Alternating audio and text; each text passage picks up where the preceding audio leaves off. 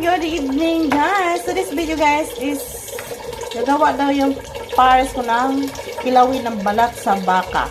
So ito guys, so pinakuluan. So short ko lang yung video para hindi masyado mataas.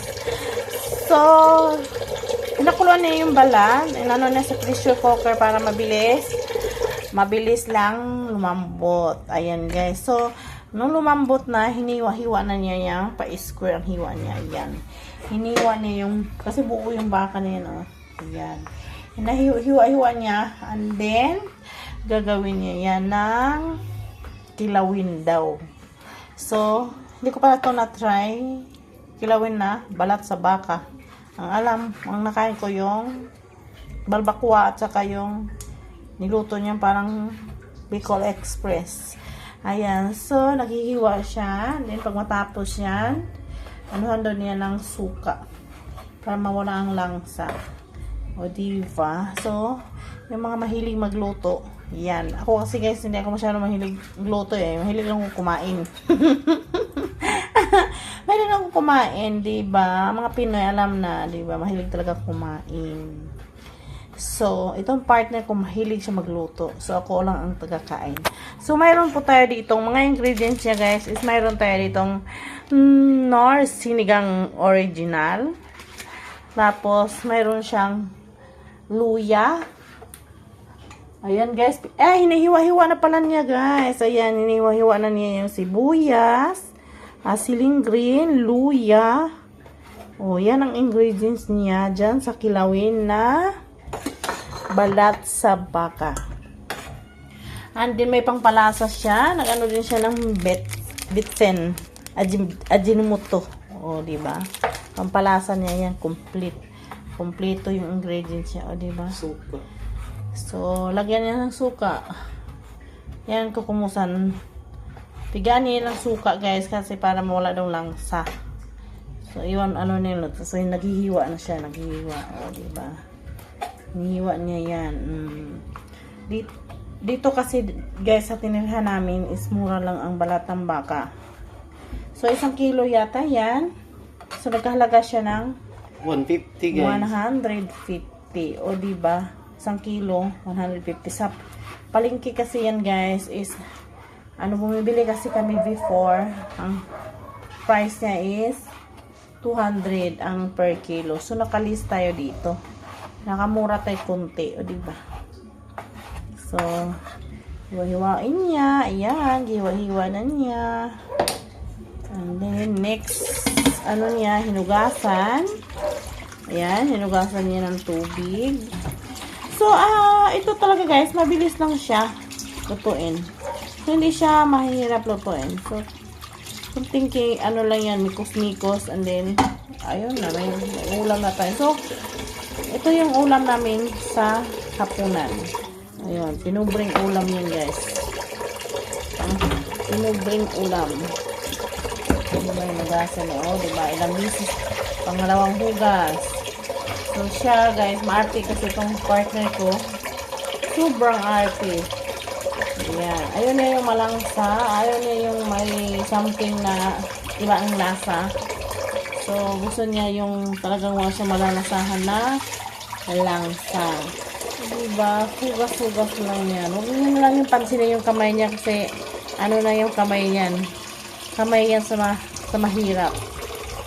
Puro ugat-ugat. Puro ugat-ugat na yan guys kasi alam mo naman taga-bukid tayo. O diba? Pero okay lang yan.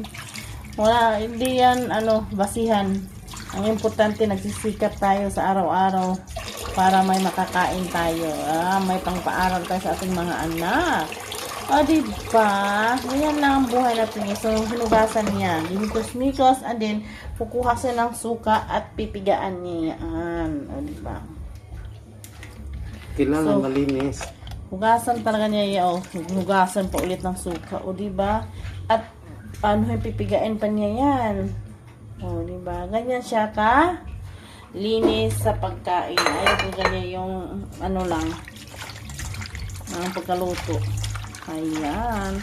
So, ako guys, kailan din ko balat pag siya magluto. Pero pag hindi, ayaw ko ibang lasa eh.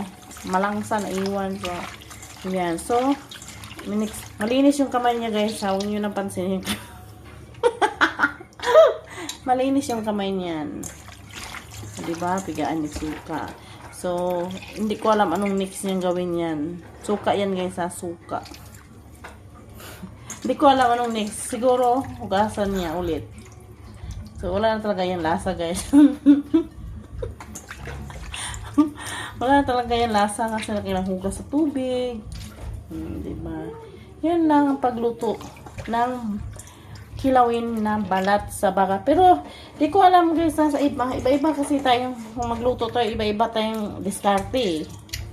Di ba kung sa trabaho, iba-iba tayong diskarte para promote.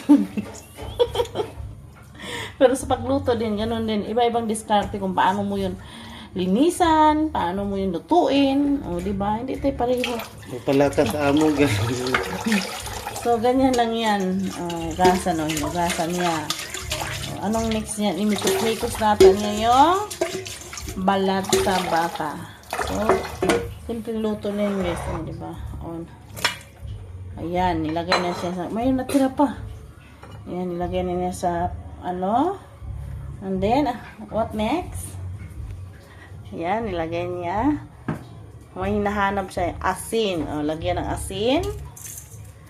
Kadami asin. Ayan, nilagyan ng asin guys. Pigaan Pigaan pa pala niya ng asin, guys. Ito ka, malilim dyan. Pigaan yan niya. Ayan. Tapos hugasan ulit. Ay, diba? Pigaan niya ulit. Ang daming proseso pala niyan. Para malinis ang kain natin. O, diba? Oh, wala naman sili. Gusto ko sili.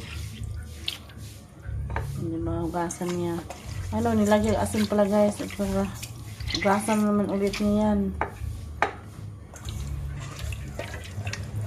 O, diba? Dami proseso pala yung pagluluto dyan ng ano.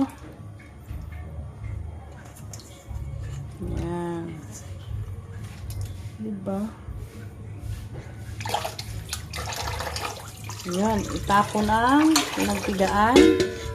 At hugasan naman ulit guys. Para mawala ang alat. Ayan naman yun. Hugasan naman ulit at tubig.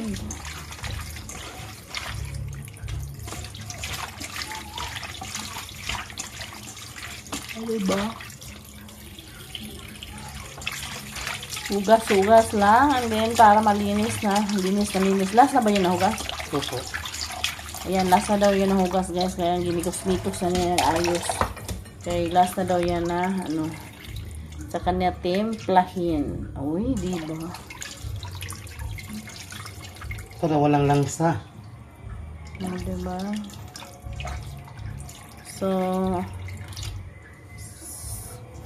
So, yung mahilig magkilawin ng balat, so, alam nila kung paano ito magluto. Pero yung hindi nila alam yan.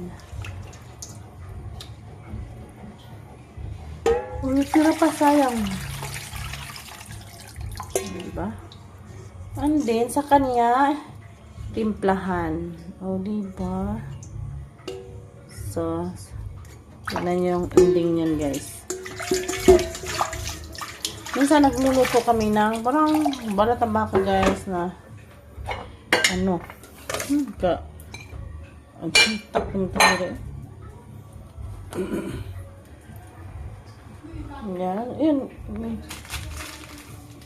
Yan, ihalo na niya yung mga ingredients guys. So, lagyan na niya yung sampalo. Yan, yung sampalo ko yung hila. Sampalok na original gamitin nyo para maasim talaga. Ayan.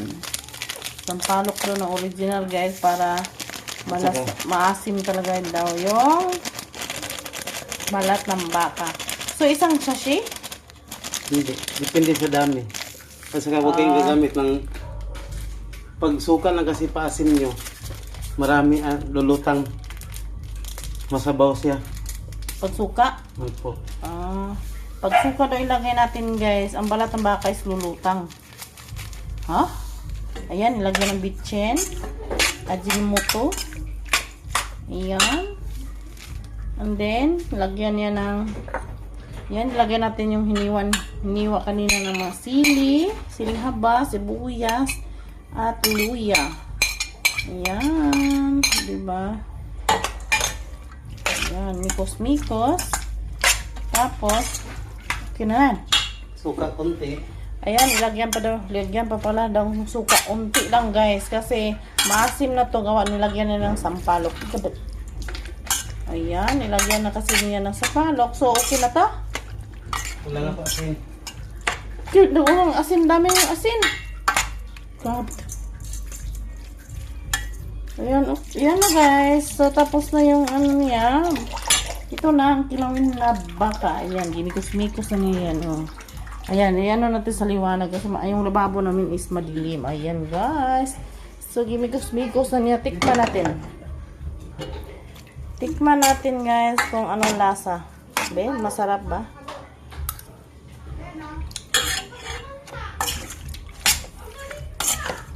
Harap. Ayan lang nga. Kung gusto nyo, hindi nyo pakishare, pakilike, pakipalo na kubabaan.